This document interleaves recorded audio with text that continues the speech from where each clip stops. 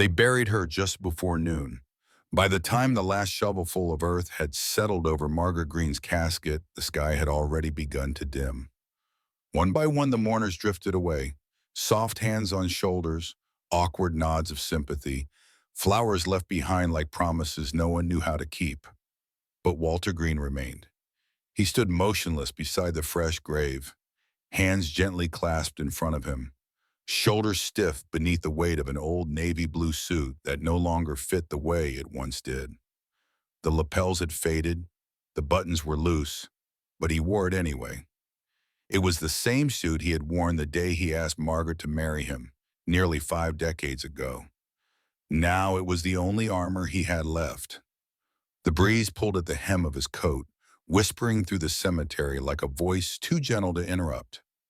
The fog hadn't lifted. It lingered around the gravestones, low and quiet, as if the world itself had taken a breath and refused to let it go. Walter had been many things in his 73 years: a soldier, a mechanic, a father, a husband. He had survived 2 combat tours and 3 surgeries. He had walked away from a flipped Jeep in Kuwait and once held a dying friend's hand until the light left his eyes. But nothing, not bullets, not pain, not even silence, had prepared him for this kind of goodbye. In his left hand, he held a small velvet pouch, no larger than a man's wallet. Inside was something Margaret had never seen: a letter yellowed with age that he had written during the Gulf War. He had promised to show her one day. He never had. Now there were no more some days. He placed his right hand on the cool, polished headstone. Greene, Margaret Ann. The name etched into marble shimmered faintly in the amber light. His thumb brushed over the carved dates, 1949 to 2024. An entire life reduced to a dash. One tiny tragic line between 2 years that changed everything. Walter inhaled, shallow and careful. His chest ached in that old, familiar way grief likes to hide, deep, dull, and constant. And then at last he spoke, his voice barely louder than the rustle of dead leaves. "You always said I talked too much when I was nervous," he murmured. "Well, you'd be proud of me now." A pause, then with trembling fingers, he opened the pouch and removed the letter. The paper crackled, soft and stubborn. The ink had faded in places, but the words were still legible. He unfolded it fully, held it tight so it wouldn't blow away, and began to read. "If you're reading this, it means I made it home." He stopped. The rest of the line dissolved in his throat. His eyes stung, not just from age or weather, but from the unbearable intimacy of a sentence written by a younger version of himself. One who hadn't yet seen what a quiet hospital room felt like when a heart monitor flatlined. He tried again, but the words wouldn't come. Instead, he looked to the horizon where the last streaks of sun dipped beneath the fog line. This wasn't trespassing. This was remembrance. This was sacred ground. The iron gates at the entrance clanged shut with a mechanical finality. Somewhere far off, a groundskeeper's cart rattled by, but didn't stop. Maybe he understood. Some griefs don't need permission. Walter didn't plan to stay this long. He had told his son he would be home by 4. But time had a strange way of folding in places like this. Minutes stretched, words clung, and the weight of a goodbye refused to be hurried. He looked down at the letter again. Margaret would have laughed at the spelling errors. She always did. He smiled faintly. It was the first time his face had moved all day. Just then a sudden burst of red and blue light spilled through the mist, the sharp crack of tires against gravel. A voice, young, brisk, unfamiliar, pierced the stillness. "Sir, the cemetery's closed. You're trespassing." Walter didn't turn around. He didn't flinch. He simply looked at Margaret's name one more time and whispered, "Not yet." The voice behind him sharpened. Crisp, official, practiced. "Sir, I need you to step away from the grave and come with me." Still, Walter Greene didn't move. He had heard that tone before, long ago, in places where the sand burned underfoot and orders echoed between sandbags. It was the voice of someone trained to control a situation, not understand it. The kind of voice that mistook silence for disobedience and stillness for defiance. Walter gently folded the letter in his hands, careful not to crease it more than time already had. He slipped it back into the velvet pouch and turned slowly, not away from the grave, but toward the sound of authority. The young officer, badge polished, posture stiff, looked barely older than Walter's grandson. His hand hovered near his belt, fingers grazing the holster in that unconscious way that always spoke louder than words. He couldn't have been more than 25. Fresh out of the academy, still believed every problem had a step-by-step solution. Walter offered a quiet nod. His voice when it came was soft but measured with dignity. "I was just leaving." The officer blinked. There was a flicker, something almost human in his expression. Maybe he saw the pouch. Maybe he heard the hoarseness behind Walter's words. Maybe he even hesitated. But training kicked in before empathy could. "This is city property," the officer said, his voice a degree colder now. "You've already stayed past hours. I'll need to see your ID." Walter nodded again. He didn't argue, didn't protest. With the same care he had once used to field strip a rifle, he reached into his coat pocket and handed over a weathered wallet. The officer examined the contents. Military ID, birth date, name, service number. "Walter Greene, Gulf War veteran, born 1951. Then came the silence. Walter cleared his throat.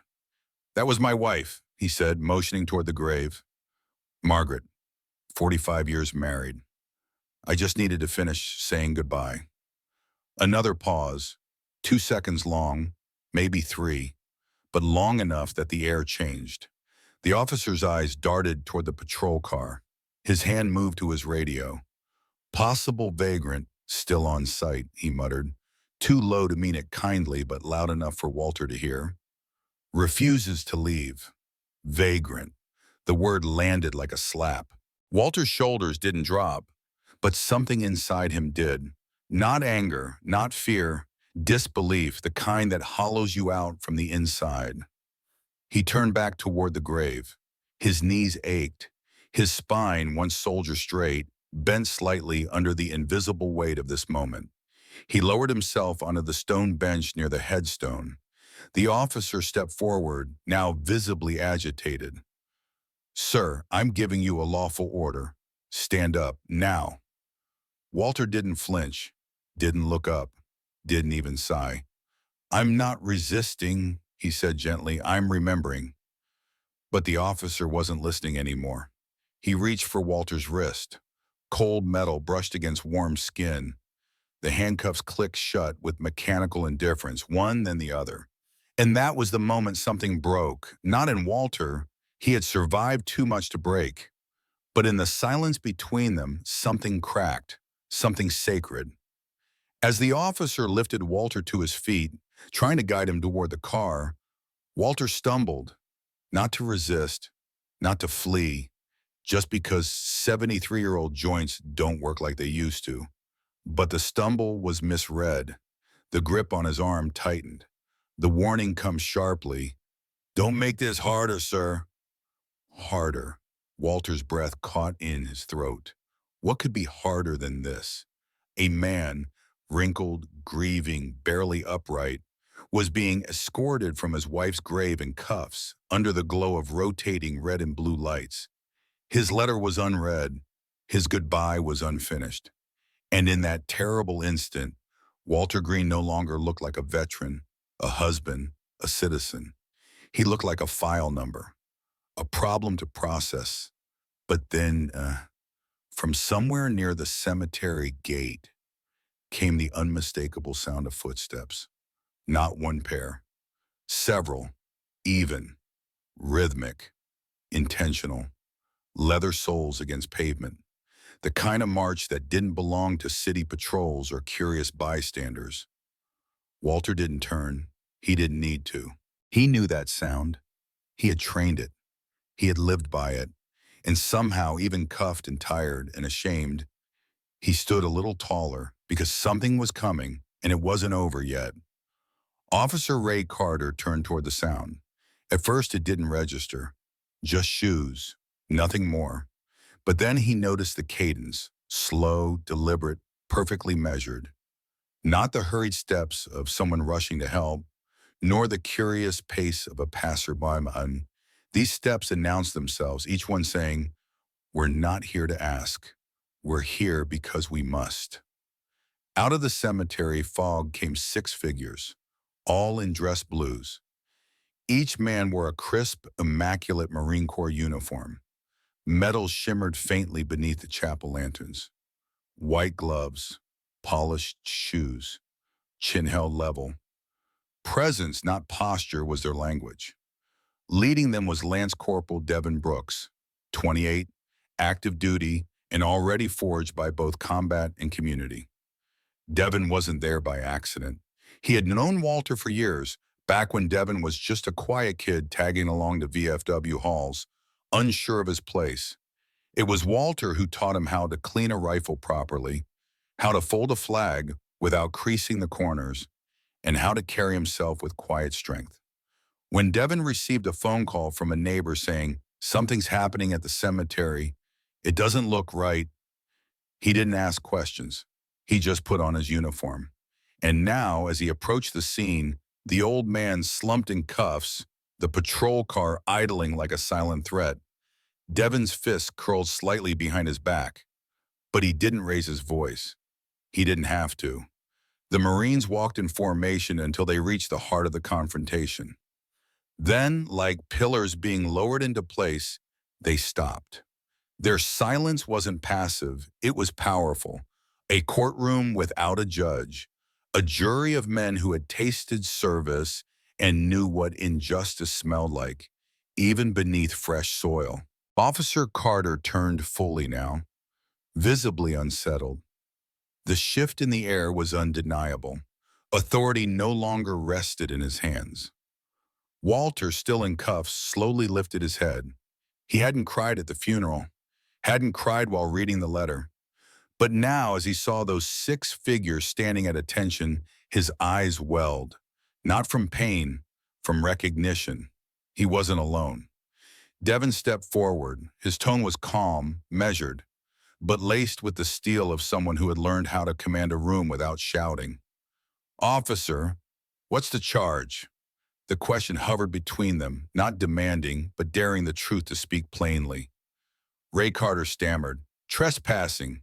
After hours. Refused to leave when instructed." Devin nodded once, slowly. "Did he hurt anyone? Vandalize anything? Make threats?" The officer shifted uncomfortably. "No, sir, but he was non-compliant." Devin raised an eyebrow, not mocking but precise. Non-compliant because he sat beside his wife's grave? No answer. Behind Devin, the 5 other Marines remained silent, each one still as marble, but unmistakably alive with principle. A few bystanders had gathered near the gate. Phones were recording. One woman whispered into her cell. Another wiped a tear from her cheek. No one interrupted. No one made noise. Because everyone could feel it.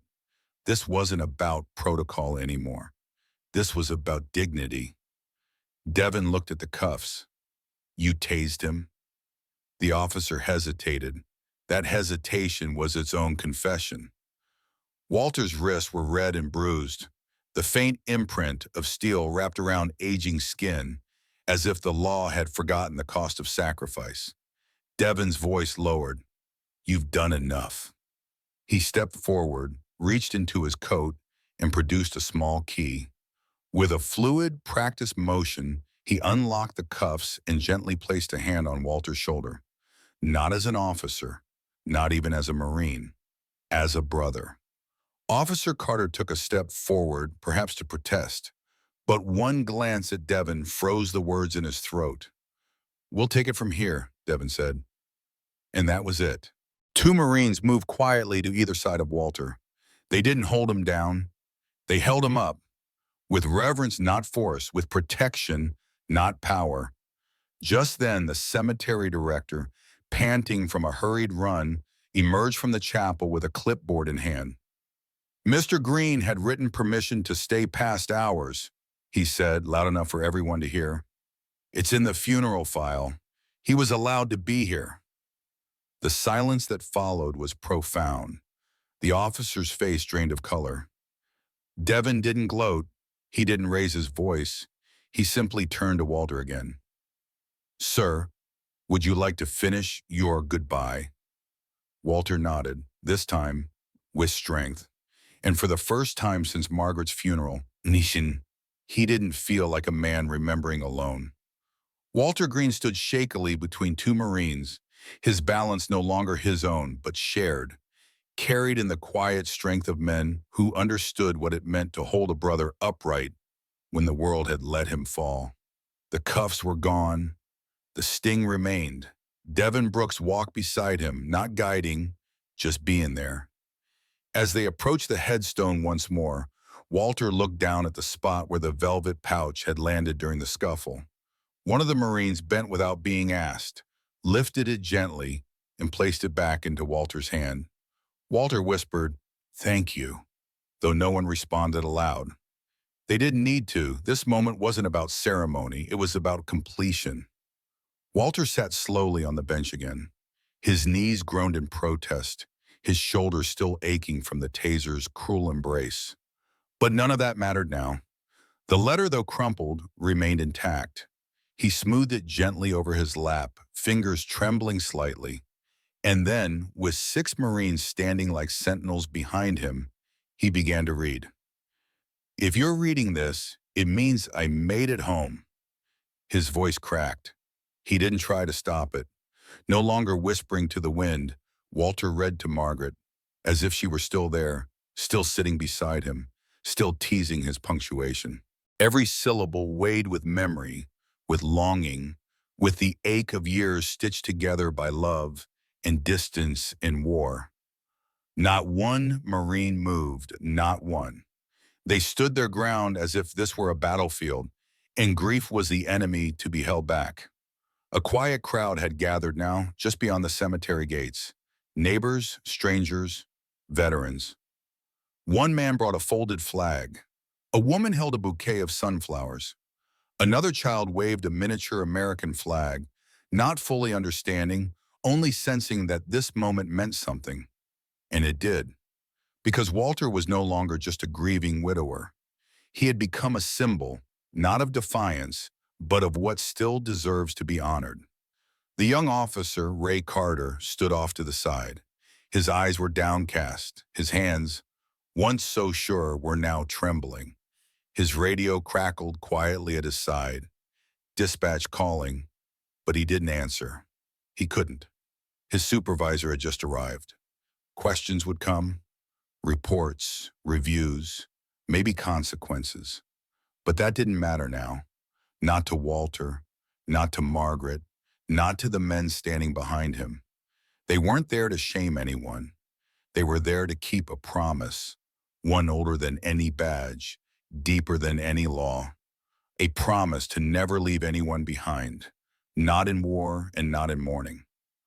Walter reached the end of the letter. I made it home, he read softly, folding the page with care. He kissed it once and slid it into the bouquet atop Margaret's grave. He sat still for a moment, eyes closed, lips moving in silent prayer. Not for justice, not for revenge, for peace. Devin stood beside him, hand resting lightly on the old man's shoulder. Still silent, still present, and that was enough.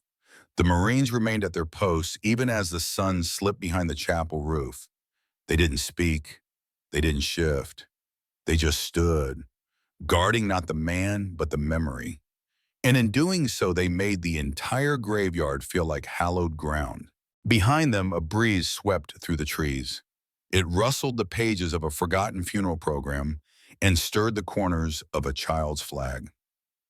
The world did not cheer. It did not applaud. It simply watched, and it remembered. This wasn't about hashtags or outrage. It wasn't about a taser or a badge or a mistake. It was about a man who had lived quietly and loved deeply. A man who showed up even when his heart couldn't carry the weight. A man who refused to let his wife be mourned by memory alone. Walter Greene never asked to be a symbol, but on that bench, under the weight of love and time and pain, he became one. And for once, the country noticed. 3 weeks passed. The news cycle, as it always does, moved on. Headlines faded, debates cooled, and footage of that quiet standoff at the cemetery was replaced by newer conflicts, louder scandals. But not for Walter Greene. The world may have stopped watching, but he kept returning. Twice a week, without fail, Walter walked the same narrow path through the cemetery gates, a fresh suit pressed around aging limbs, the velvet pouch now folded neatly in his coat pocket, its contents read but never discarded. He brought flowers sometimes.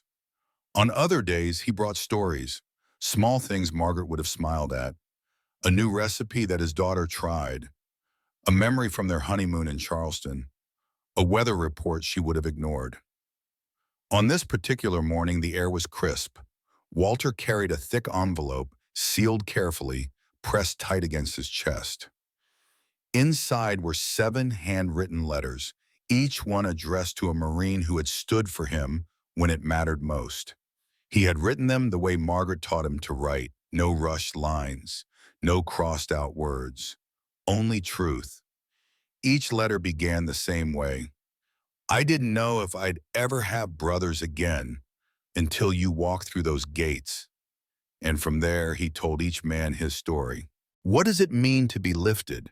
What does it mean to be seen? It meant to be reminded that honor has not gone extinct. When he finished the last one, Walter sat beside Margaret's grave. The bench had been scrubbed clean. Someone had left fresh lilies. He didn't know who. Maybe Devon, maybe no one. But he smiled, not with grief, but with gratitude. He touched the stone gently. You were right, he whispered.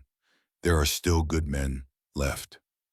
2 weeks later, the Marines came back. No camera crews, no speeches, just coffee, a folded flag, and a silent hour spent with the man they now called family. Devon placed a hand on Walter's shoulder. They didn't say goodbye, just stood quietly the way soldiers do when words can't carry what hearts already know. Walter's visits became part of the cemetery's rhythm. The staff greeted him with more than politeness. They greeted him with presence. Young officers assigned to patrol the grounds had heard of him before they met him. When they finally did, they called him Sir. Not because of his age, but because of what he stood for. Walter never sought to be remembered. He only wanted to keep a promise. The one made at war, the one made at the altar, the one made at Margaret's bedside, when her voice trembled and her hand grew cold. Don't let me be alone. And he didn't. Not that day. Not ever. He showed up because love, like service, isn't declared once. It's lived in silence, in misunderstanding and bruises and devotion. And when others forget, it's the quiet ones who still remember. One morning, Walter left a final letter tucked beneath a flat stone near the grave. It wasn't addressed to any one person, just to whoever might need it next. It read simply, if you ever feel forgotten, stand anyway. You're never truly alone. He sealed it, walked to the gate with no fanfare, no trumpets, no headlines, just a cane, a medal, and the sound of leaves stirring gently overhead. And as he stepped onto the gravel path, he thought he heard her voice again, laughing, whispering, proud. And for the first time in a long time, Walter Greene smiled without crying. Short takeaway message. Honor doesn't fade with age or uniform. Real service is not just how you fight for others, but how do you show up when no one is watching?